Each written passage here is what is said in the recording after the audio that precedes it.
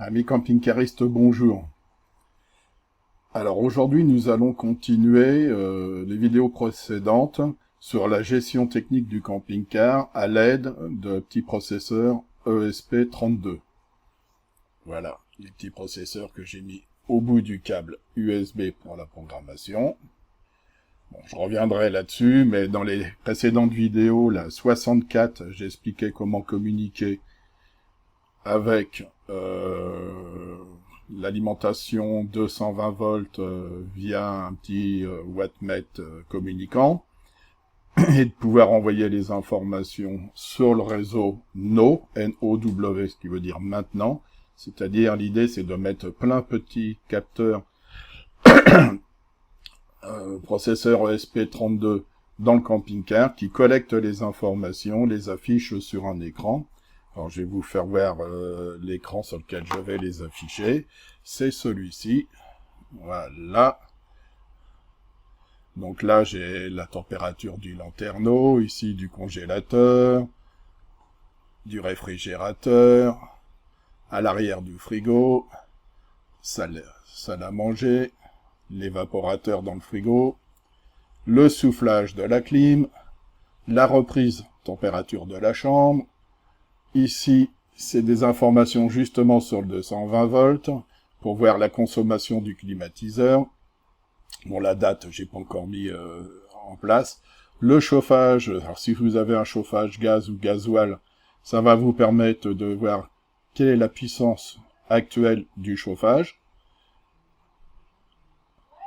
Puissance de la climatisation, c'est pareil, avec la consommation électrique pour avoir le COP, et en même temps, la quantité d'eau récupérée sur l'évaporateur. Ici, on a les niveaux d'eau des réservoirs, donc je n'ai pas encore l'eau propre parce qu'il est installé dans le camping-car. Je ne suis pas dans le camping-car, mais j'ai développé une mesure laser qui sera dans la vidéo 65. Voilà, j'étais en train de chercher. Dans la 65, vous savez comment mesurer avec un petit laser, un truc qui coûte une vingtaine d'euros avec le processeur. Voilà. Et là, j'affiche les températures de rosée, de la chambre. C'est à quelque chose près, hein, à 2/10 près, c'est la même chose. Et la salle à manger. Pourquoi? Parce que j'ai calibré toutes mes sondes dans la même ambiance. Voilà. La température extérieure, c'est pareil, là, ça affiche rien. Pourquoi? Parce que la sonde est restée dans le camping-car. Donc voilà. L'écran, une partie de ce que je vais faire au niveau de l'écran. Aujourd'hui, on va s'attaquer à la communication de l'ESP32 avec, hop là, les petites sondes comme ça. Il y en a une certaine quantité. Alors celle-ci, c'est la température de reprise de la chambre. Là, vous avez la salle à manger. Et à chaque fois, je note dessus l'adresse, hop, c'est de l'autre côté, l'adresse MAC. Je vais tout vous expliquer, comment ça se configure. Au niveau du programme de l'ESP32, comment rentrer les adresses MAC, où aller les chercher pour les retrouver pour chaque sonde, hein, c'est important. Je vais tout expliquer en fait. Voilà. Qu'est-ce que je peux vous dire d'autre? Ben, c'est à peu près tout. Je vais disparaître pour laisser le plein écran à ce que je vais vous montrer. Comme ça sera plus simple. Et je reviendrai à la fin de la vidéo pour faire la conclusion. Alors, il faut vous rappeler que tous les calculs que je vais faire seront faits avec les équations H-Ray. Donc, c'est un organisme américain. Et comme je vais vous l'expliquer, il y a plusieurs types d'équations avec des précisions plus ou moins précises. Voilà. Et les algorithmes que je vais utiliser, c'est les algorithmes de Buck, de Monsieur Buck. Voilà. Je vous invite à regarder la vidéo 66, qui est en fait un tuto pour utiliser le logiciel que je vais vous montrer en partie dans la démonstration présente. Et vous pourrez télécharger le logiciel. Dans le descriptif, vous avez un lien. Et ce logiciel est entièrement gratuit. et s'installe sur un téléphone, sur un smartphone Android ou une tablette Android. Ça marche pas sur Apple. Voilà. Donc passons maintenant, je vais vous faire voir tous les écrans de plus près et vous expliquer un petit peu ce que ça fait, et on va aller voir après comment je calcule les puissances et ce que c'est qu'un point de rosée. C'est important dans un camping-car de connaître la notion de point de rosée. Dans un premier temps, je vous mets à l'écran un petit synoptique rappelant un petit peu tout ce qui a été fait et tout ce qui va être fait. Je vais mettre une petite flèche pour que vous puissiez bien suivre. En haut à droite, le premier ESP32 Vroom permet de détecter la présence de la tension 220 volts, car en effet, si jamais le Vroom démarre, c'est-à-dire qu'à partir de son transfo 220 5 volts, il est alimenté, il peut envoyer via les ondes radio, via NO, N-O-W maintenant, cette information-là à tous les autres ESP32 du camping-car. Il peut également dialoguer avec le Shelly, c'est un wattmètre communicant, donc en Wi-Fi. Il dialogue, le Vroom ESP32 dialogue avec le Shelly pour récupérer sur deux puissances distinctes, puisque en haut vous avez des petits TI, transformateurs d'intensité dans lequel on fait passer un des deux fils de 120 volts. Moi, je mettrai la puissance totale du camping-car et la puissance du climatiseur. Soit il fonctionnera en climatiseur, soit il fonctionnera en pompe à chaleur. Après, un autre ESP32C3 qui, lui, sera raccordé électriquement pour démarrer, pour s'auto-alimenter en 5 volts à partir du plus APC du camping-car, c'est-à-dire dès qu'on tourne la clé de contact, il y a un fil qui envoie du 12 volts au DC-TC. Moi, c'est un Antarion 60 ampères-heure. Et ben lui, dès qu'il reçoit le 12 volts, il est informé que le camping-car tourne. Et ben cette information-là, je le récupère sur le DC-DC.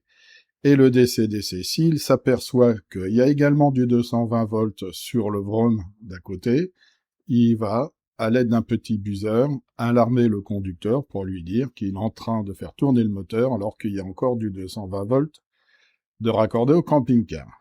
J'ai fait cela parce que ça m'est arrivé déjà plusieurs fois d'oublier de débrancher la prise.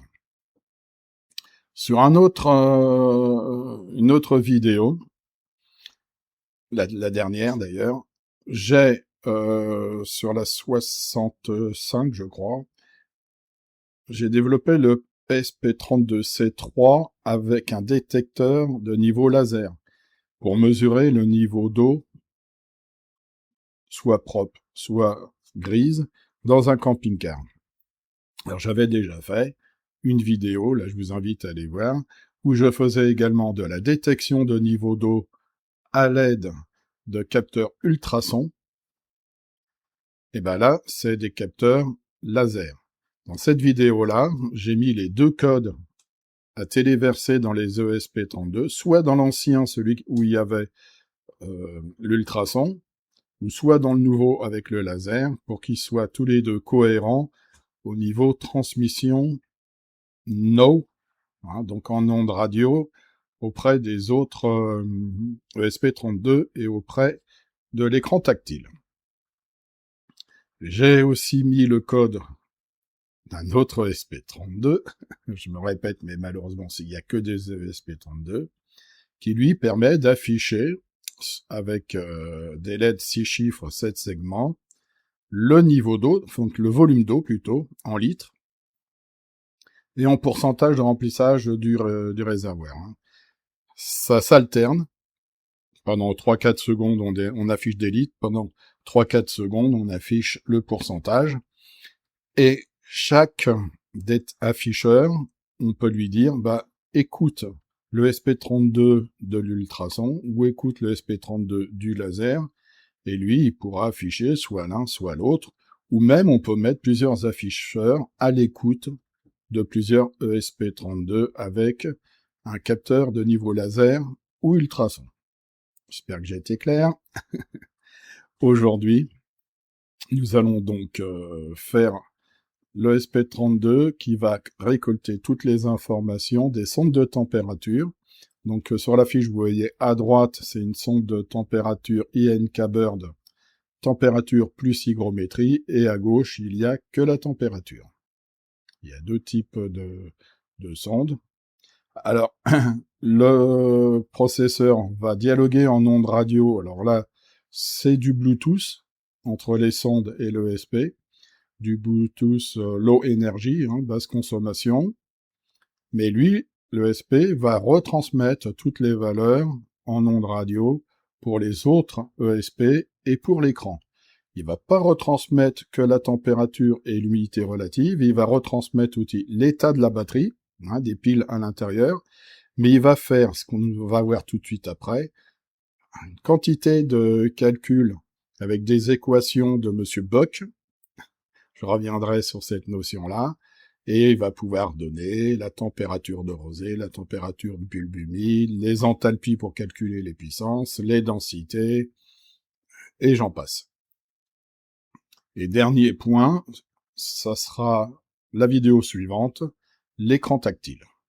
Alors, il est déjà développé, mais je sépare les vidéos pour pas que ça soit trop long, surtout que je vais rentrer dans le détail de comment modifier le SP32 pour pouvoir rentrer dans celui-ci toutes les sondes et toutes les adresses MAC. On va voir ça tout de suite après. Maintenant, voilà les deux types de de sondes. À droite, vous avez la sonde de température uniquement, et à gauche, la sonde de température et d'humidité relative. Et quand vous avez les deux, vous avez un écran. Vous voyez à côté de l'humidité relative le petit sigle disant que on transmet en Bluetooth, et au-dessus, à côté de la température, vous avez l'état de la batterie, chose que vous n'avez pas sur celui de droite, puisqu'il n'y a pas d'écran. Mais n'empêche qu'on va pouvoir quand même récupérer les informations, et j'affiche également, sur chaque, comme vous pouvez le voir, le numéro de la sonde et son libellé, salle à manger ici pour le 13, et pour le 3, le réfrigérateur. Ces informations-là seront à rentrer dans le code pour pouvoir savoir qui on lit et qui on transmet. Et vous avez aussi les adresses MAC que j'écris sur la sonde, comme ça au moins je les connais. C'est par exemple pour le réfrigérateur 49 22 05 17 27 50. Voilà. Particularité de la sonde INK-Bird avec les afficheurs et avec la température et l'humidité relative, j'ai mis deux flèches vertes. À droite, vous voyez un connecteur dans lequel il y a une sonde, et j'ai représenté la sonde en partie haute. Donc on peut mettre une sonde de température déportée, alors que l'humidité relative, elle, est mesurée au niveau du boîtier. Alors, une chose importante, c'est que quand on va mesurer les puissances sur le chauffage, on peut avoir des températures de soufflage qui montent à 70, 80 degrés dans les gaines du chauffage gasoil. Il est évident que la sonde de température, l'appareil ne résiste pas à cette température-là, donc il va falloir mettre uniquement la sonde de température. Vous allez me dire, oui, mais s'il y a la sonde de température, l'humidité relative, on la connaît pas dans la gaine de soufflage. Eh ben, on va voir que c'est pas important, puisque on souffle à W constant, c'est-à-dire un poids d'eau constant entre la reprise, l'entrée d'air et la sortie d'air, et à partir de ce poids d'eau constant et de la température, on peut retrouver l'humidité relative avec des calculs. Tout à fait à gauche, vous avez la flèche rouge et un petit bouton.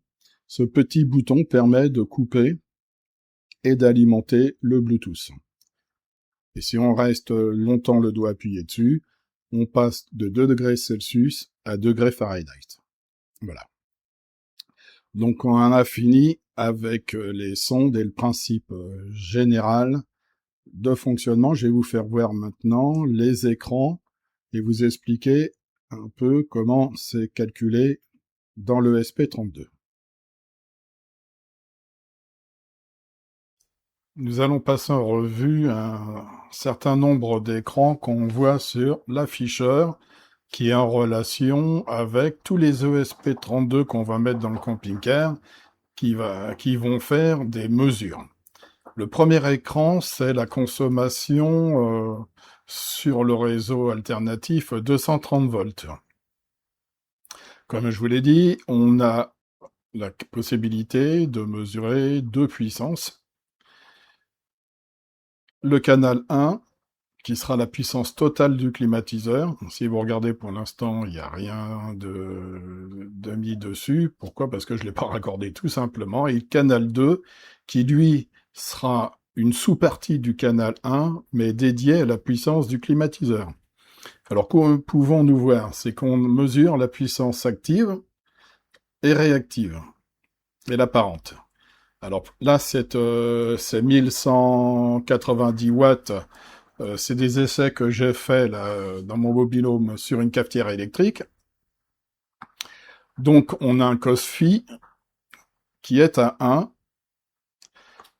une intensité qui est à 5,569. Et donc, on a différentes informations comme l'énergie. Hein, on peut cumuler les consommations sur un certain temps et, comment dire, avoir de l'énergie. Hein. Tout en haut, on a la tension. Là, on voit qu'on est à 213 volts 78. C'est un peu bas pour, comment dire, pour un camping-car dans un terrain de camping. Bon, mais peut-être que le terrain de camping a des soucis ici parce que 213 volts. Et je l'ai contrôlé, ces 213 volts avec un Matrix. Hein. Des fois que ça soit le Shelly qui se trompe. Non, non, j'ai bien 213 volts 78 dans le terrain de camping. Bon, peu importe. Et ce que fait aussi le système, il permet de mesurer les P max et I max.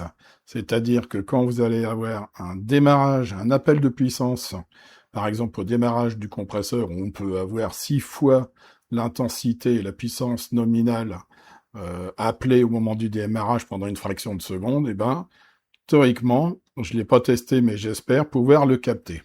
C'est ce qu'on affiche. Vous avez aussi une autre information, c'est est-ce que l'alternateur délivre une tension au DC-DC, c'est-à-dire est-ce que le moteur est en marche. Donc tout en haut, je vais afficher la tension venant de l'alternateur et je vais aussi mesurer la température au niveau du DC-DC parce que dans le petit local sous le siège où on met les chaussures, ça a tendance à monter en température. Je vais vous faire voir une photo. Et j'ai même mis à ce moment-là un ventilateur branché sur le contact du camping-car. C'est-à-dire dès qu'on met le contact en route, ça va alimenter l'ESP32 pour lui dire attention, j'ai du 12 volts, donc le moteur tourne, du moins le contact est tourné, et en même temps, ça met en marche le ventilateur d'extraction d'air chaud et ça lie la température. Voilà. Et vous remarquerez aussi qu'à différents endroits, je mets un petit compteur qui s'incrémente de chaque côté. Ça, c'est à chaque fois que le SP, par exemple le Shelly sur celui de gauche, envoie une information, ça incrémente. Moi, ça me permet au moment du développement de voir si tout tourne bien, si les valeurs sont bien rafraîchies. Voilà. Donc ça, c'est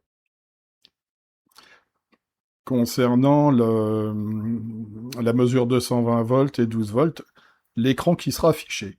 Dans mon camping-car, vous voyez, j'ai d'afficher la puissance consommée. J'ai déjà un wattmètre, comme vous pouvez le voir, qui mesure la puissance du climatiseur uniquement. Dans le cas de figure, la consommation est de 676,2 watts, c'est-à-dire 2,91 ampères. J'ai le COS qui est de 0,98 et la tension ici était de 234 volts,7. Et à droite, vous avez pour 50 Hz. Le compteur d'énergie, je l'avais remis à 0, donc là il est à 0, parce qu'il y a un petit bouton pour mettre à 0. Ça m'a permis de faire certains calculs sur mon climatiseur de camping-car, Comme vous allez le voir, je vais un peu plus loin. Comment je mesure les températures, les humidités relatives, aspiration et soufflage pour calculer une puissance. Mon climatiseur est donné pour 2400 watts. D'accord? Si pour 2400 watts, je consomme, ça c'est théorique, hein, attention, c'est pas la puissance qu'il donne en ce moment, hein. Mais si il consommait cette puissance-là, avec cette consommation-là, on divise les deux et j'ai 3,57, ce qui serait le COP, le coefficient de performance. Alors je vais faire une petite aparté là-dessus. Qu'est-ce que le COP? Le COP, ça vous donne, selon la norme 14511, hein, c'est dans certaines conditions de fonctionnement, c'est-à-dire que pour un climatiseur, c'est 27 degrés bulbe sec et 19 degrés bulbe humide à l'aspiration du climatiseur et 35 degrés extérieur. Quand ces conditions-là sont réunies, il mesure la puissance froide et la puissance consommée, et en faisant la division, on trouve un COP. Et si le COP est supérieur à 3,2, en mode froid, hein, pas en mode pompe à chaleur, parce que pompe à chaleur, ce sont d'autres valeurs, on peut dire qu'on est classé A. Alors, je précise, ça, c'est les anciens systèmes de mesure qui ne sont plus utilisés depuis 2013-2015. Maintenant, les nouvelles normes s'appellent SER et SCOP. Pourquoi? Le S, ça veut dire saisonnier. Voilà. Donc, ils font des calculs sur plusieurs mois en période de rafraîchissement et pour déterminer un COP. Les climatiseurs de camping-car ne sont pas concernés. C'est que les climatiseurs destinés aux habitations. Ils considèrent qu'un camping-car n'est pas une habitation, c'est un véhicule mobile. Autre écran, les réservoirs d'eau. Alors sur ce premier écran, on voit que l'eau propre n'est pas encore configurée, puisqu'on n'a pas de graduation à gauche. Par contre, les eaux usées sont graduées, on va de 0 à 120 litres. Alors ça, ces informations de volume sont données dans l'ESP et envoyées à l'écran par onde radio. Et là, les deux sont configurés, mais on ne reçoit pas l'information d'eau propre, évidemment, puisque chez moi, l'eau propre vient, du détecteur à ultrasons, et je ne suis pas dans le camping-car. Donc, voilà, je n'ai pas l'information.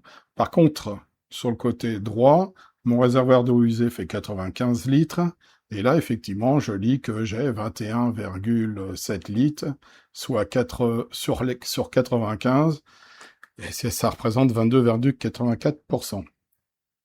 Voilà, des précisions peut-être un peu trop poussées par rapport à l'utilité, hein. J'aurais mis 22 degrés, ça aurait été suffisant, et 23%, mais bon, tout ça, ça se modifie. Autre écran, une sonde de température. Alors comme vous le voyez en haut, là c'est l'arrière du frigo, c'est la sonde numéro 14. Je mesure 25 degrés, 12 et 60,98%. Je le répète, je suis pas dans mon camping-car, les sondes ils sont placés n'importe où autour de moi. En dessous, vous avez le compteur, hein, je comptabilise les informations que je reçois pour voir si tout fonctionne bien, et la batterie est à 98%. Et après, en dessous, j'ai mis tout un tas d'informations qui ne sont affichées que lorsqu'on a la température et l'humidité relative. Vous avez la température bulbe humide, la température point de rosée qui est à 17,07, l'enthalpie qui est à 56,30. Alors l'enthalpie, c'est la quantité de chaleur dans 1 kg d'air. Là, ce sont des kilojoules par kilo, grammes d'air. L'humidité spécifique, le volume spécifique, la densité de l'air, le poids d'oxygène par mètre cube d'air et la pression atmosphérique qui est figée à l'heure actuelle à 10,13. Nous avons exactement la même chose sur la température de la chambre. Alors là, j'ai marqué reprise, vous le verrez plus tard, parce que je mets la sonde à la reprise du climatiseur qui est au-dessus du lit, hein, l'aspiration d'air du climatiseur, donc reprise dans la chambre. On a exactement toutes les informations comme sur la fiche précédente, parce que ce sont des fiches qui sont remplies en fait. Écran suivant, le congélateur. Alors là, le congélateur, vous n'avez pas d'humidité relative, donc je ne peux pas calculer tous les points de l'air humide. Mais alors là, le congélateur, il est à 24,68, hein, parce que toutes mes sondes, ils sont mises autour de moi, ils sont pas mis dans le congèle, dans le réfrigérateur ou autre. L'évaporateur, pareil, on ne mesure que la température, et je glisse donc l'INK entre les ailettes de l'évaporateur qui est côté réfrigérateur, et ça me donne une idée de la température d'évaporation du circuit frigorifique. Je dis une idée, hein. Parce qu'évidemment, ce n'est pas la température d'évaporation, mais ça me permet de voir si je suis à moins 5 ou moins 10 pour essayer d'obtenir les 4 ou 5 degrés dans le frigo. Bah là, justement, je remets une autre sonde dans le réfrigérateur, comme ça je connais la température de mon frigo, et ça me permet également de voir si la température du congèle et du frigo, comment cette température est influencée par la température à l'arrière du frigo, hein, quand ça monte très haut l'été, et dans le camping-car. Soufflage de la clim, donc c'est à partir du soufflage de la clim et de la reprise de la clim qu'on a une différence d'enthalpie. Hein. Les enthalpies, là, on est à 25,52. Si on multiplie la différence d'enthalpie par la densité de l'air véhiculé dans le climatiseur, donc admettons 300 mètres cubes, et bon, on obtient une puissance frigorifique. Je mets aussi une sonde dans le grand lanterneau de la salle à manger pour avoir une idée de la température à laquelle ça monte, surtout en cas de canicule. La puissance de chauffage. Alors que ce soit un chauffage gaz ou un chauffage gasoil, en mettant une sonde à l'entrée d'air du chauffage et une sonde à la sortie d'air, on peut calculer avec un débit d'air, exactement comme pour le climatiseur, une puissance. Mais là, vous remarquerez que la puissance consommée, bon, bah ça c'est la partie électrique. Hein. Vous remarquerez que là, j'ai chambre et soufflage dans la partie encadrée entre les deux lignes blanches. Ça veut dire que dans ce cas de figure, l'entrée d'air du chauffage, c'est la température qui est dans la chambre. Mais, nous allons le voir, nous pourrions sélectionner la température de la salle à manger si l'air aspiré dans le chauffage venait de la salle à manger, ou air extérieur si l'air aspiré dans le chauffage était pris à l'extérieur, ce qui est mon cas. Moi, je prends toujours la température extérieure. Je rappelle en plus en dessous que les équations, ce sont les équations de Buck. Hein, donc, c'est les formules mathématiques de Lachray de Monsieur Buck, parce qu'il y en a 3, on verra ça plus tard. Que les enthalpies, là j'ai mis H devant, j'ai pas mis les unités parce que sinon ça tiendrait pas dans la longueur de l'écran, ou alors il faudra écrire tout petit. Donc ce sont bien des kilojoules par kilogramme. Et je marque que l'humidité du soufflage n'est non mesurée. Donc comme nous l'avons vu tout à l'heure, je peux mettre une sonde dans la gaine de soufflage. Je ne mettrai jamais l'Inca Bird entier avec sa sonde intégrée parce qu'avec les températures de 70-80 degrés, ça tiendrait pas le coup. Donc je mets que la température de soufflage et ce n'est pas un problème puisqu'on travaille à humidité constant, à W constant. On verra ça un peu plus tard. Voilà. Donc on va prendre le taux d'humidité, la quantité d'eau par kilogramme d'air sec à l'entrée du chauffage, on va le reporter, puisqu'on n'en perd pas d'humidité, à la sortie, et on va recalculer l'humidité relative au soufflage. Donc il est calculé. Là, c'est un petit clavier. Alors si je reviens en arrière, voilà. En haut à droite, il y a à droite et à gauche, il y a deux petits carrés, un qui est marqué D et l'autre qui est marqué E. Il y en a un qui sert à rentrer le débit d'air, d'accord. On verra que moi, quand je mettrai mes capteurs sur le gasoil, y compris un capteur qui va mesurer la quantité de gasoil injecté dans le chauffage, je vais aussi mesurer la tension et la consommation du chauffage, et à chaque puissance consommée, il y aura un débit d'air d'affecté. C'est-à-dire que le débit d'air pourrait être variable, le chauffage calculera en fonction de la réalité, hein. Et on peut aussi choisir au niveau du chauffage si l'air qui rentre dans le chauffage, c'est l'air qui est à l'extérieur, l'air qui est à la reprise de la chambre ou l'air qui est à la reprise de la salle à manger. Voilà. Et ça va permettre de choisir la bonne sonde pour faire les calculs. Et la puissance du climatiseur, bah, c'est le même principe. On a un débit d'air, on a une puissance consommée, là c'est 1,25. La puissance, elle est en haut en bleu, 3,16 kW froid. Donc on a un COP de 2,52. Et je calcule, en même temps, c'est très facile à faire, la quantité d'eau piégée dans l'échangeur, dans l'évaporateur, et donc qui part sur le toit du climatiseur si vous avez un climatiseur de toit, ou sous le camping-car si vous avez un climatiseur de gaine en caisson dans les soutes. Comme je le dis à chaque fois, on peut récupérer ces 2,74 litres par heure. Admettons que ça tourne 10 heures par jour, vous allez récupérer 27 litres. Dans les conditions actuelles, c'est-à-dire reprise à 24 degrés 72, 24,72 degrés, 61-66%, et au soufflage, 13 degrés 25 et 50,91% d'humidité relative. Et là, quand on fait la différence des delta H, c'est-à-dire delta dans le talpi, en kilojoules par kilogramme, on obtient une puissance. Tout en bas, j'ai mis l'équivalent des 3,16 kW froid en BTU, c'est-à-dire 10 799 BTU par heure. Pour ceux qui ont acheté un climatiseur en BTU qui ne savent pas faire les conversions, et bien là, vous aurez tout le nécessaire. Pas besoin de calculer, il suffira de lire.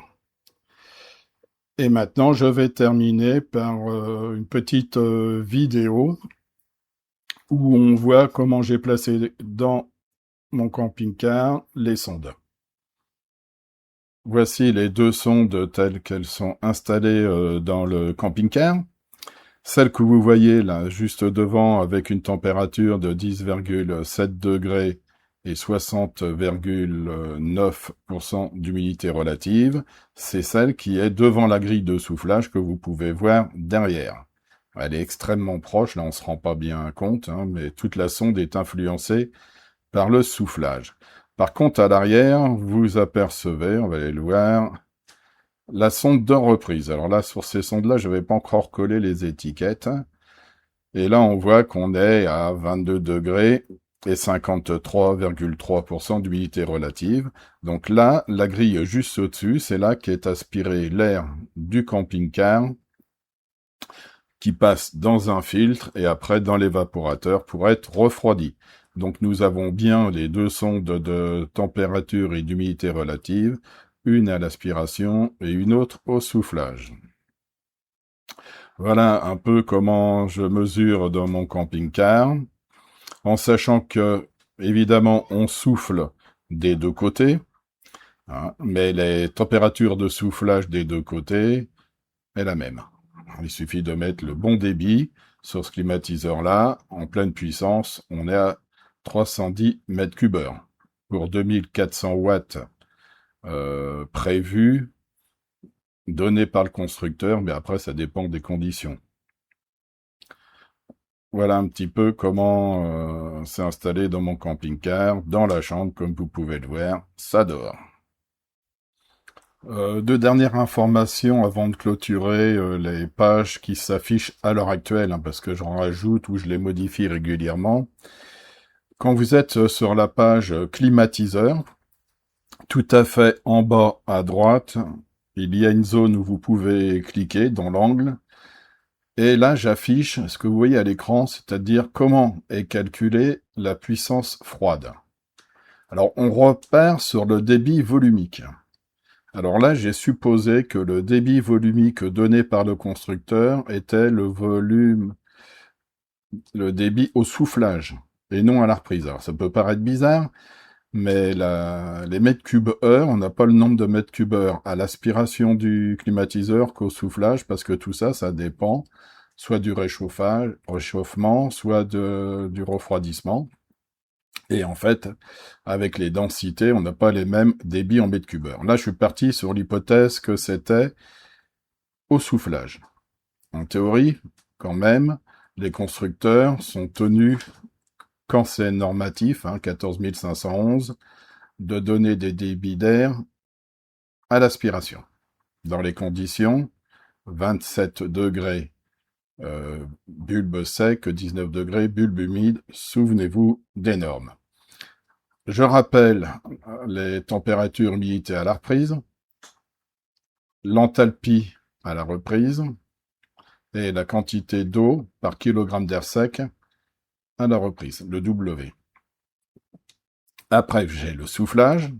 Dans le cas présent, c'est 9,68 par 60% d'humidité relative. L'enthalpie au soufflage, 21,08.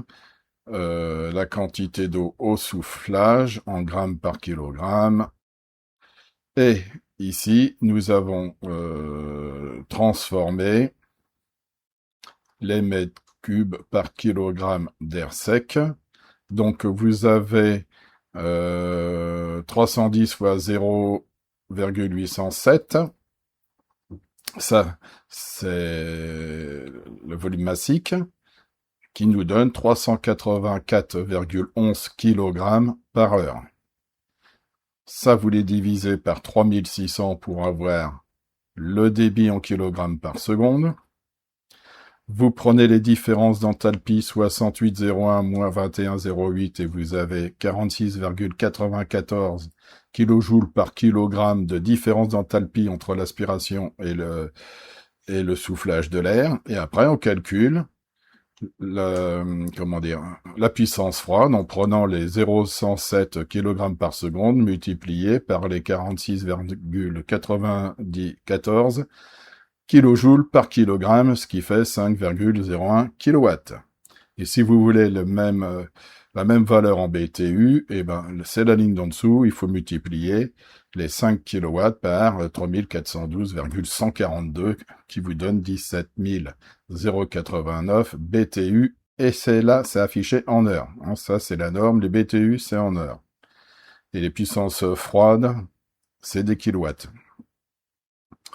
Et juste en dessous, en blanc, on a les différences de poids d'eau par kilogramme entre l'aspiration et le soufflage, par gramme par kilogramme. Et ça, multiplié par les 384 kg heure, on a 4 litres heure d'eau qui sont évacués de l'évaporateur et qu'on peut récupérer dans ce cas de figure là. Voilà. Donc j'ai mis cette petite page. Moi, ça me permet de faire des contrôles sur tous mes calculs. Mais bon, il faut savoir une chose. C'est vrai qu'on n'a pas besoin de tout ça. Même au niveau des températures, simplement température, humidité relative, je pourrais faire une page qui résume toutes les sondes qu'il y a dans le camping-car. Bon, après, chacun fait un peu comme il voudra. Moi, j'aime bien détailler tout et surtout de pouvoir montrer un petit côté pédagogique comment sont calculées les choses. Et enfin, j'ai mis une page où je mets les températures de rosée de la chambre et de la salle à manger. Ce qui veut dire que, bon là, les chiffres, ils sont élevés, mais en fonctionnement normal l'hiver, si la température de contact des vitres ou des parois du camping-car sont en dessous de ces températures-là, ça c'est des températures point de rosée, c'est ce qu'on appelle le point de rosée, il y a condensation. Et ça, tout dépend, évidemment, de la température et de l'humidité relative dans le camping-car. Ça, c'est simplement ce qui affichait la température point de rosée. Voilà. Maintenant, on va regarder comment on récupère les adresses MAC sur les sondes. Alors, pour connaître les adresses MAC de chacune des sondes, le plus simple est de télécharger sur Play Store le logiciel Inchberg. Les sondes s'appellent INKberg et le logiciel s'appelle Inchberg. Si je prononce bien, mais c'est ce qui est affiché là en face de la flèche jaune dans Play Store. Donc, vous lancez l'application. Alors, une fois téléchargé, vous vous retrouvez dans cette interface. Alors, évidemment, toutes les sondes, vous ne les aurez pas. Il suffira de cliquer ici pour insérer une nouvelle sonde. Il va la chercher. Bon, là, il ne va pas en trouver de nouvelles, donc je vais revenir en arrière. Une fois que vous avez téléchargé la sonde, vous vous retrouvez avec un écran tel que c'est celui-ci. Alors, soit avec température et humidité relative, ou soit ici qu'avec température, ça dépend des sondes que vous avez achetées. Mais en tout état de cause, vous avez ici l'adresse MAC, qui est important, c'est ce qu'on recherche, qui est affiché, et le pourcentage de la batterie. Quand vous rentrez plusieurs sondes, je vous conseille d'en rentrer une, de l'enregistrer, d'enlever les piles, de la mettre sur une deuxième et de les faire tous séparément. Ça sera beaucoup plus simple. J'en profite pour vous expliquer comment ça fonctionne. Donc vous rentrez une sonde, ici vous avez paramétrage, là vous pouvez changer le nom et confirmer la mémorisation du nom de la sonde. Moi je mets toujours un numéro. Ici vous pouvez faire de l'enregistrement. Donc là quand vous cliquez sur enregistrement, il vous prévient qu'il va effacer si vous changez les fréquences tout ce qui a été enregistré. Vous pouvez choisir voilà, jusqu'à 120 minutes entre deux enregistrements, ce qui représente déjà pas mal de temps. Bon, là, la version du logiciel. Et ici, vous pouvez rentrer de la calibration, de l'étalonnage. C'est-à-dire que si vous avez un thermomètre étalon, et qui affiche, par exemple, 30 degrés, alors que là, ça affiche 30,34, bah, vous mettez moins 0,34, et puis ça va corriger. Dans l'application que vous allez charger pour le SP32, il y aura aussi une calibration, parce que les valeurs qu'on charge directement depuis la sonde ne sont pas calibrées. Au niveau du logiciel, les calibrations sont effectuées quand le logiciel reçoit les valeurs des sondes. Donc nous, on a notre propre calibration, si nécessaire, en température et en humidité. Vous pouvez aussi rentrer ici des alertes en fonction d'une température maxi ou d'une température mini et de l'activer là, et pareil pour l'humidité. On revient en arrière. Vous avez la possibilité, on va prendre celui-ci, connexion réussie. Bon, je vais reprendre, voilà, il est en train de charger les valeurs. Donc, parce que les mémorisations sont faites dans chaque sonde. Donc, vous n'êtes pas obligé d'être à côté avec votre téléphone pour que les enregistrements se fassent.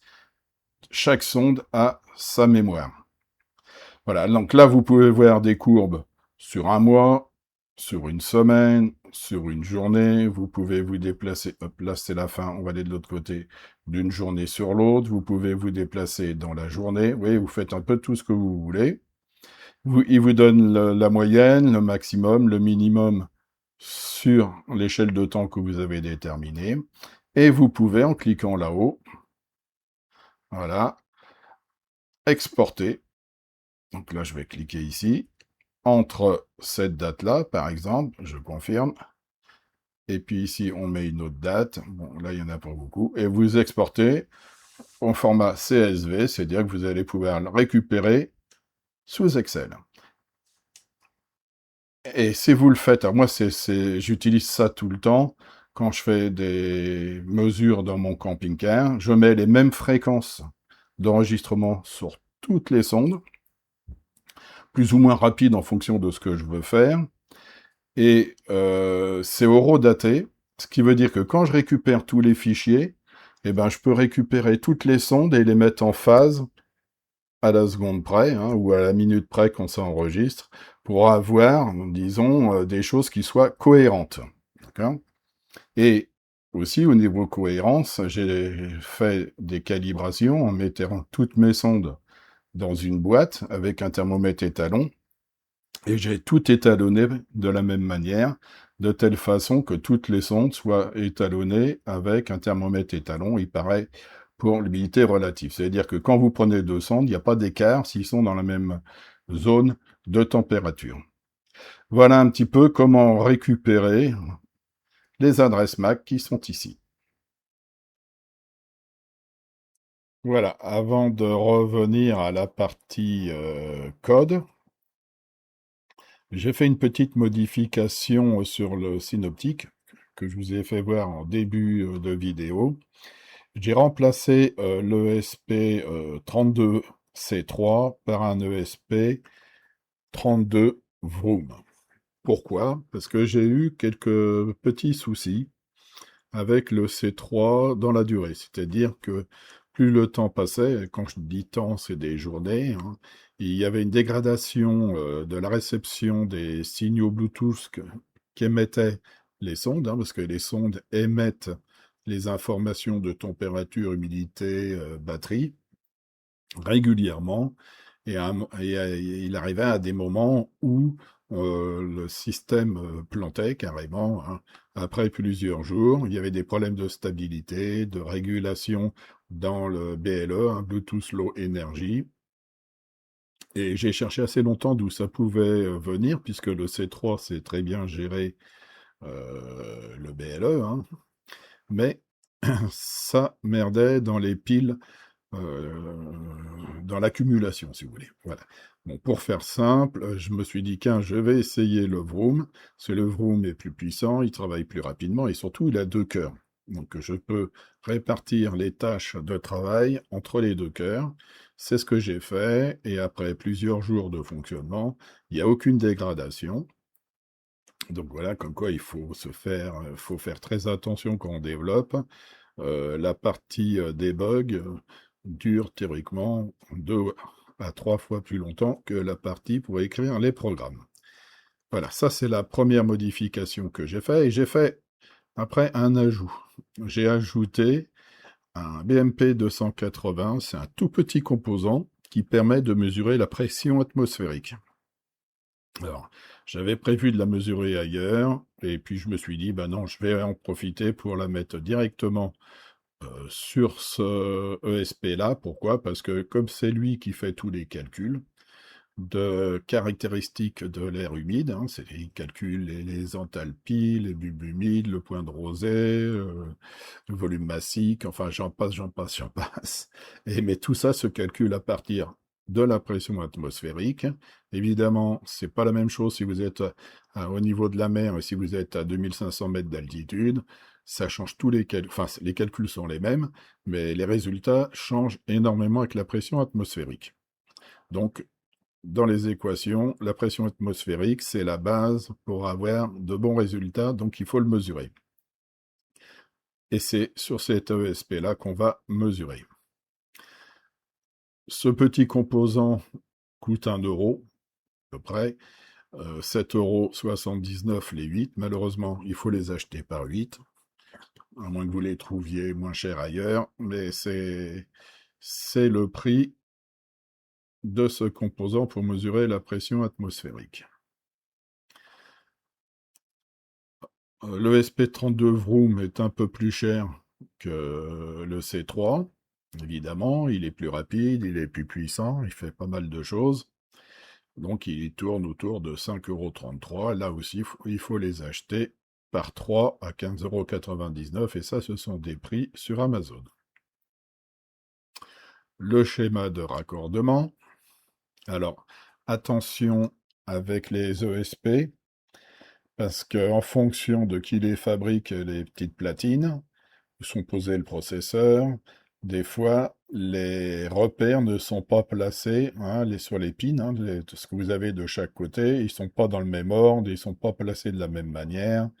Donc, il faut bien regarder. Faut pas se fier, si vous voulez, à dire, voilà, je me mets en bas à gauche et je monte de 8 pins et puis je me branche. Non. Il faut aller vraiment regarder ce qui est écrit, mais c'est écrit dessus sans problème, hein.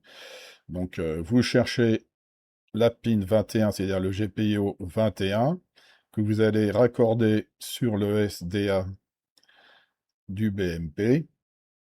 Là, j'ai mis cela en fil bleu. Le GPIO 22 qui va sur le SCL.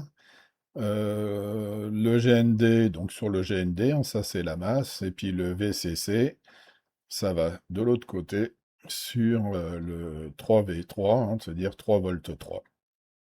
C'est tout ce qu'il y a à faire. Si vous l'alimentez à partir d'un petit convertisseur 12 volts, 5 volts via une prise USB-C, hein, et ben, vous vous connectez directement sur le USB-C de la carte, hein, du processeur, et si vous avez un transfo avec simplement une sortie avec des fils, ben dans ces cas-là, vous branchez sur le 5 volts en bas à droite le fil plus, le rouge, et puis le GND sur la masse qui est juste au-dessus. Voilà, c'est pas plus compliqué que ça. Je vous rappelle les prix des sondes. Donc attention, ils vendent maintenant des sondes avec le Wi-Fi, hein, c'est bien le Bluetooth, c'est l'IBS TH2+, qui est ici à 24 dollars directement chez INK Burn. Il suffit de faire une recherche sur Internet, vous allez tomber dessus. Cette sonde-là est vendue avec une sonde extérieure, parce que quand vous mettez, vous voulez mesurer la température de soufflage du chauffage, attention, le boîtier avec l'affichage n'est pas prévu pour supporter la température de 70 ou 80 degrés que vous risquez d'avoir. Et évidemment, ça poserait des problèmes au matériel. Donc on met le boîtier à l'extérieur et on ne mesure que la température de soufflage. C'est pas grave, comme on mesure la température et l'humidité relative à l'entrée du chauffage, on a le poids d'eau, et le poids d'eau est strictement identique à la sortie, hein, le fameux W si vous regardez le logiciel. Donc ça ne nous gêne pas de ne mesurer que la température en sortie pour calculer tous les points et l'évolution de l'air pour estimer les puissances. Donc quoi d'autre? Bah, ça c'est la sonde sans afficheur et sans humidité relative, hein. C'est le IBS TH2. Il n'y a pas le plus derrière. C'est toujours en Bluetooth. Et ça tourne à 16 dollars l'unité. Ça, c'est très bien. Moi, je les mets dans mon réfrigérateur, dans mon congélateur, dans les ailettes de l'évaporateur pour mesurer, estimer la température d'évaporation du frigo. Mais je le mets aussi, comme vous avez pu le voir, sous le lanterneau, parce que, étant donné que je mesure déjà à plusieurs endroits l'humidité relative dans le camping-car, sous le lanterneau, ça va pas changer grand-chose. Donc maintenant, nous allons passer à la partie code, et je vais vous expliquer comment charger le programme dans le SP32 Vroom.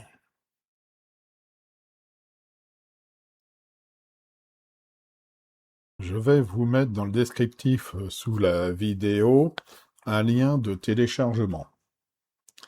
Dans ce dossier, vous allez pouvoir télécharger les 3 fichiers que vous voyez à l'écran. ESP-vroom INK2 001.ino, ça c'est le logiciel. Et en dessous, vous avez un autre fichier avec l'extension CPP, INKBird BLE CPP et INKBird BLE.h. Il faut mettre absolument ces 3 fichiers sur votre PC dans un dossier qui s'appelle ESP Vroom INK2 01 tel que je l'ai entouré en haut. C'est exactement le même nom que le fichier INO, mais ce dossier ne portera pas le point INO, bien sûr. Hein. Ça, il sera nommé ESP petit trait Vroom petit trait INK2 petit trait 001. Ça veut dire que quand vous allez ouvrir l'application de développement, en double-cliquant sur le fichier .ino, vous allez ouvrir l'application. Et si vous n'êtes pas, s'il n'est pas placé dans le dossier, vous allez avoir un message d'erreur. Donc faites très attention On crée le dossier sur le PC et on copie les 3 fichiers dedans. Rien d'autre.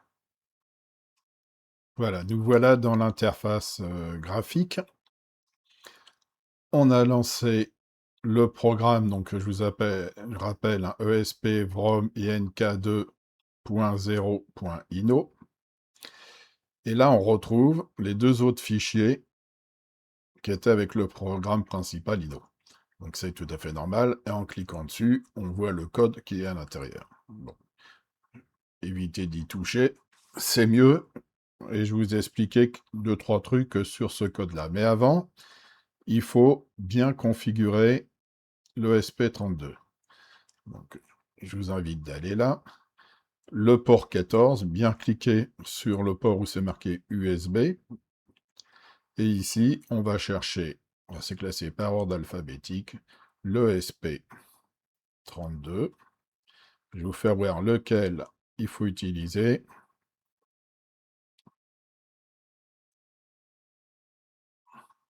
Voilà, il est là. ESP32 dev module. Voilà. Là, on clique et c'est configuré.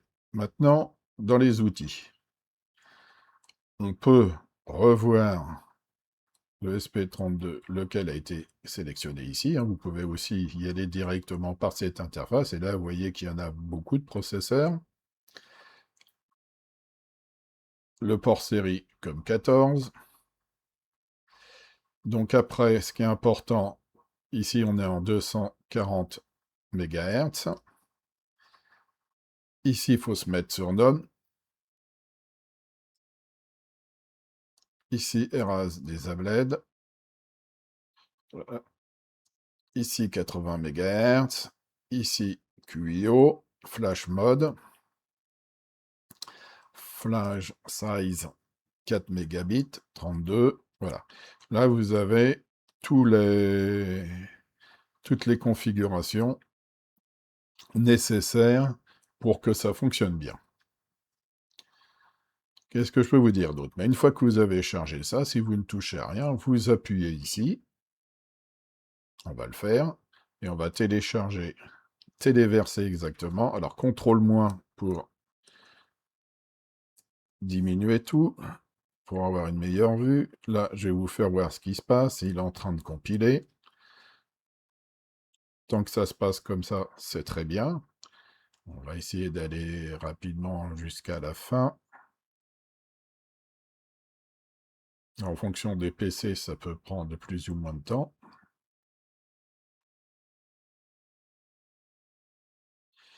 Voilà, il se termine. Hop là, et là, il a téléversé. Voilà. Donc, si j'appuie ici, et que je fais plus pour agrandir, on va redescendre ça. Voilà, là j'ai agrandi tout. Quand vous cliquez là-haut, vous avez le code qui défile ici. C'est normal dans le programme pour pouvoir développer. On peut afficher des informations qui, comme vous le voyez, qui défilent, et ça permet de bien suivre la partie débogage.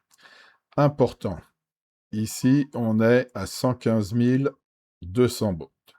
Si je vais dans le code, à un moment donné, ligne 1657, je l'avais repéré, parce qu'il y a tellement de lignes. 1657, hop là.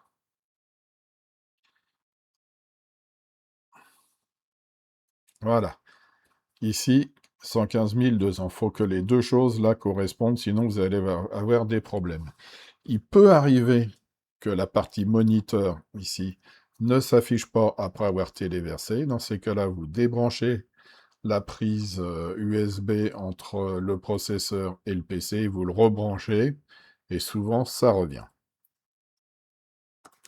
Donc voilà la partie logicielle. Alors évidemment, comme dans tous les logiciels, tout en haut, on va essayer de remonter rapidement. Vous avez... Alors là, j'explique, on va faire plus petit. Là, j'explique un petit peu comment ça se passe, la stratégie.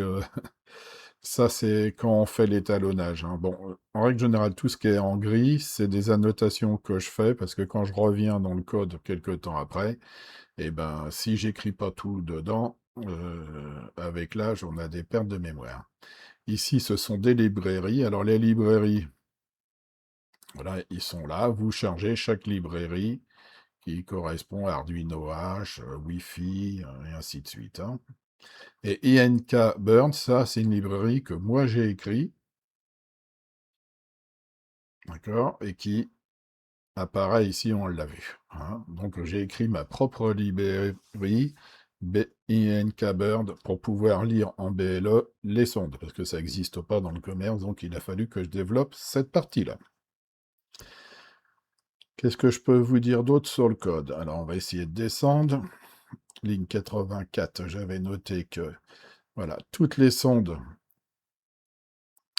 ils sont configurées ici. Donc là, vous avez le numéro de la sonde, et HR, ça veut dire que vous avez de l'humidité. Et si vous n'avez pas HR, ici, c'est la température seule. Donc en fonction du type de sonde, vous savez où vous en êtes. Par contre, ici, ça, c'est là qu'on rentre l'adresse MAC, que je vous ai fait voir comment aller la rechercher. Et là, ici, je mets un petit libellé, qui n'est pas le libellé qui va s'afficher sur l'écran à distance, hein. Ça, c'est le libellé qui s'affiche ici, tout en bas, dans les choses qui défilent pour pouvoir savoir la sonde 9 correspond au soufflage clim, la sonde 10 correspond à l'évaporateur, mais l'évaporateur, c'est une sonde de température seule, alors qu'ici, on a température et humidité relative. Voilà l'idée. Et si vous voulez en supprimer ou en rajouter, bah, il suffit de rajouter des lignes. Vous faites un copier-coller entre là et là, vous rajoutez une sonde, vous mettez un numéro qui n'existe pas encore, évidemment, et puis vous mettez l'adresse MAC, un petit libellé ici pour pouvoir le voir défiler en bas, et ici les 00, c'est les offsets de calibration. On va revenir là-dessus.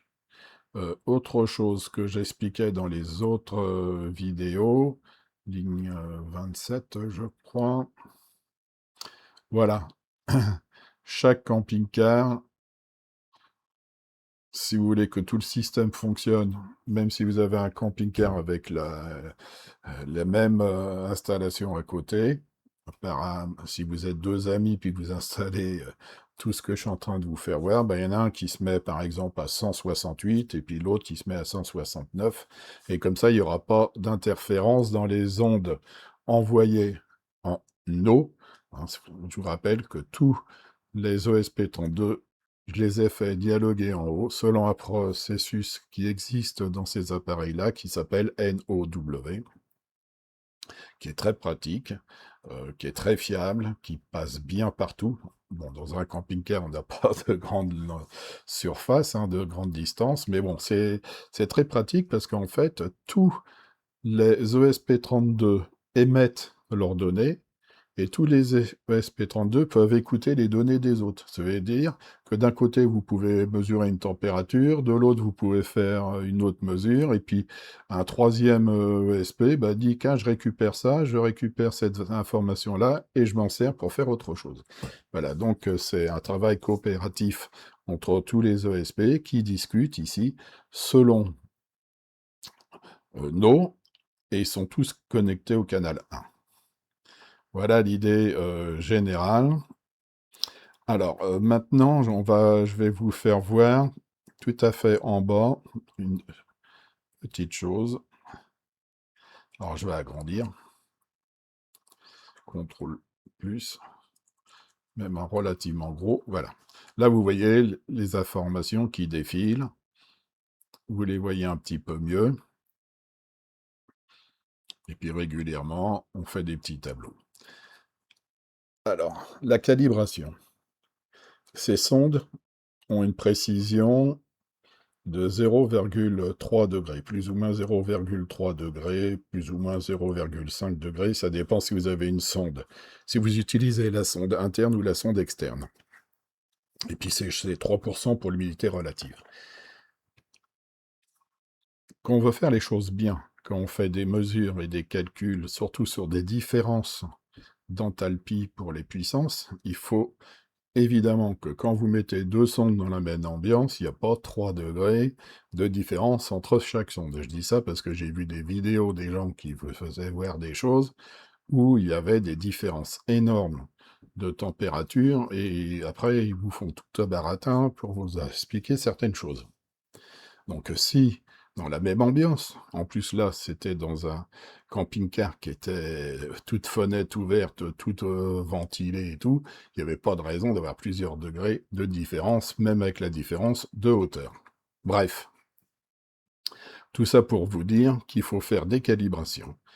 Alors, comment je fais la calibration là-dessus? Enfin, comment vous allez pouvoir le faire? Vous mettez toutes les sondes dans une boîte hermétique, pour pas qu'il y ait de courant d'air, et vous laissez les sondes pendant plusieurs heures sans y toucher. Donc théoriquement, au bout de plusieurs heures, ils ont tous la même température et la même humidité relative. Mais il y aura toujours des petits écarts. Alors, ce qu'on va faire, c'est que quand je vais lancer ici, par exemple, une calibration, alors T pour calibration 999, si je mets 999, ça veut dire que c'est lui qui calibre en prenant une sonde étalon à l'intérieur, et il va calibrer toutes les autres à partir de celle-ci. Pour faire la calibration, le système va mesurer 30 fois la température de toutes les sondes, en faire une moyenne. Chaque sonde fait sa moyenne sur 30 mesures. Après, nous, on les classe par ordre de grandeur, hein, donc de la plus petite à la plus grande, et on fait la moyenne médiane, c'est-à-dire qu'on prend la sonde médiane, celle qui est au milieu de toute la série, et on dit voilà, c'est celle-là qui sert de référence. Et à partir de là, on calcule les offsets sur les ondes par rapport à la sonde de référence, qui est la sonde médiane. Là, je lance ici le T99, 999. Là, il est en train de faire toutes les mesures pour calculer les moyennes de chaque sonde 30 fois. Alors ça prend un certain temps. Là, une fois qu'il aura ces 30 mesures, il fera la moyenne de chaque sonde. Il les classera de la température la plus basse à la température la plus haute. Il prendra celle du milieu comme référence, et après il calculera les offsets pour chaque sonde. Et là, on va diminuer les écarts entre toutes les sondes en prenant la valeur moyenne médiane. Je ne sais pas si c'est clair. Donc là, bien sûr, il fait toutes les mesures. On va voir le résultat.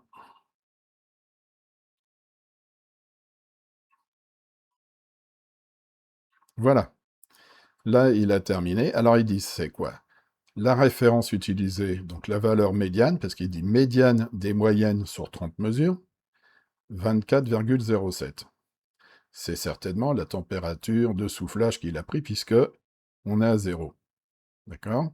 Et après, pour chaque sonde, il a calculé l'offset, c'est-à-dire que dans le programme, à chaque fois qu'il va faire une mesure sur une des sondes, il va ajouter cette valeur-là, alors soit des valeurs négatives, soit des valeurs positives, et théoriquement, après, on a tous les mêmes températures à quelque chose près, parce qu'on n'aura jamais à 100%, hormis si on tombe sur du matériel vraiment professionnel.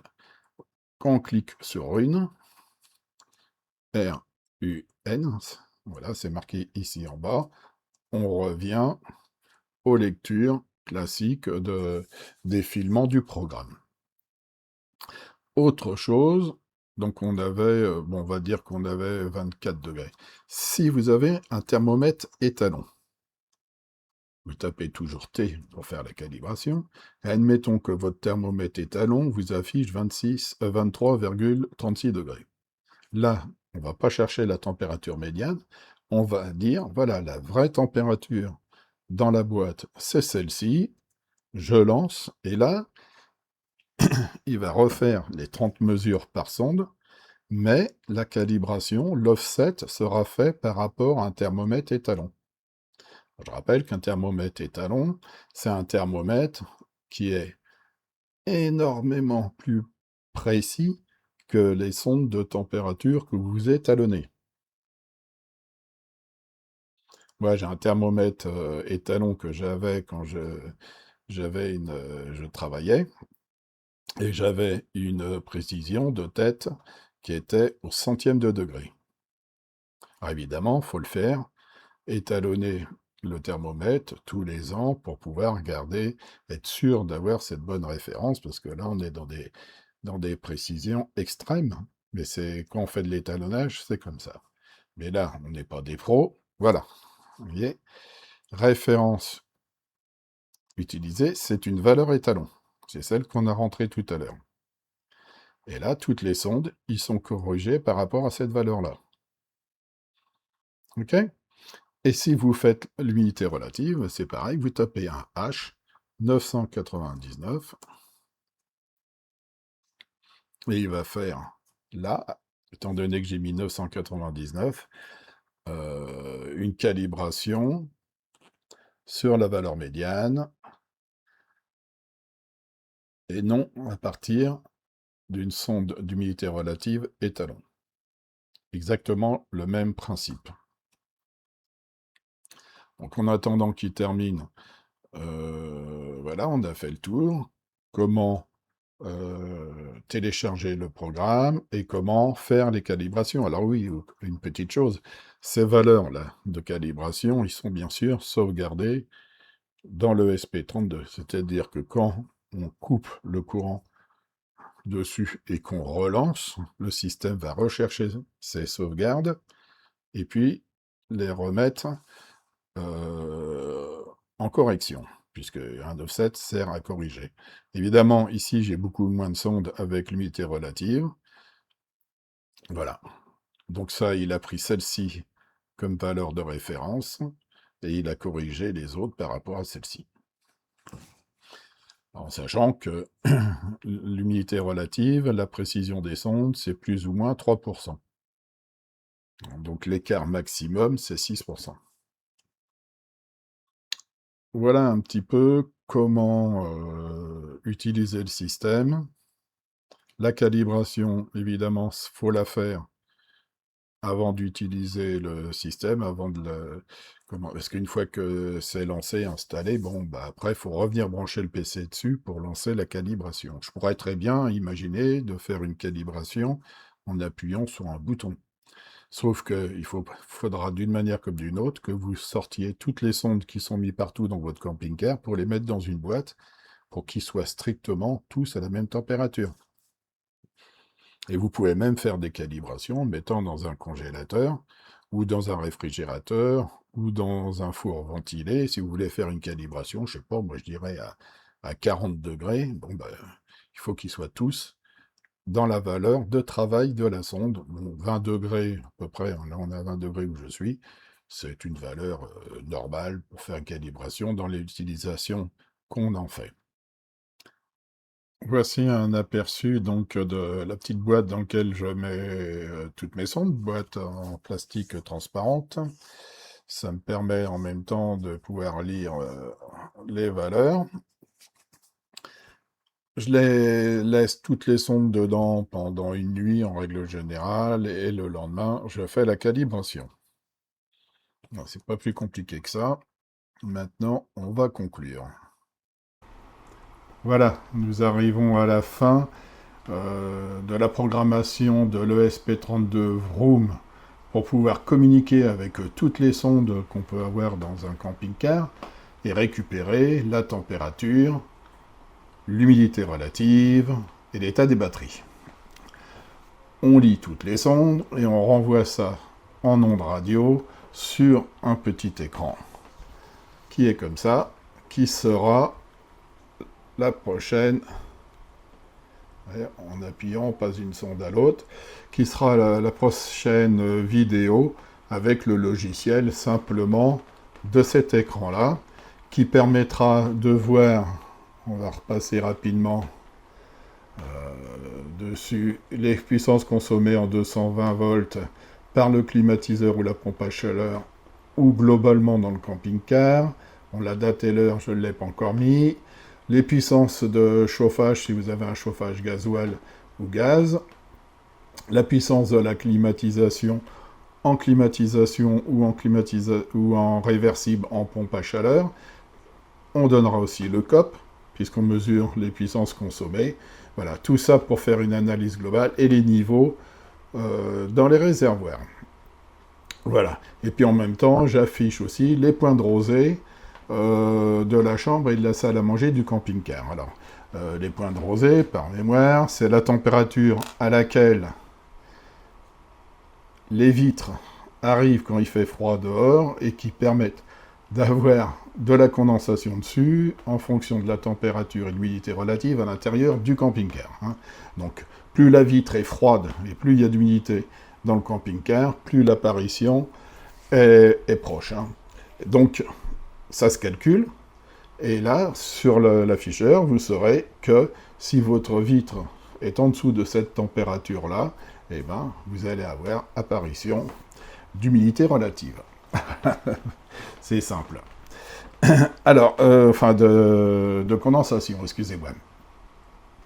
Donc, on a fini avec la programmation des ESP32 Vroom. J'en ai racheté quelques-uns ici chez Amazon que je me suis fait livrer. Alors attention, ils n'ont pas tous les mêmes numéros, enfin toutes les numérotations sont là des pins, mais ils ne sont pas tous dans le même ordre, et l'écartement des deux rangées qu'on a ici et là n'est pas le même entre celui-ci et celui-là. Par contre, le pas entre chaque picot est identique, ce qui permet de pouvoir poser sur une platine de développement comme ça, dessus le processeur, voilà, là il est descendu, et puis derrière, vous allez souder tous les pins, faire avec des fils des ponts, mettre tout un tas de composants, et là, en l'occurrence, dans celui-ci, on avait ce petit composant-là, BMP 280, qui permet de mesurer la pression atmosphérique. Voilà. Tout est simple avec l'ESP32, on peut faire énormément de choses. Je comprends pas trop que les fabricants se lancent pas là-dedans, parce qu'ils achètent un chauffage avec une régulation, ils achètent un chauffage gaz qui a son propre truc, il n'y a pas une harmonie, hein, vous n'avez pas une vision globale.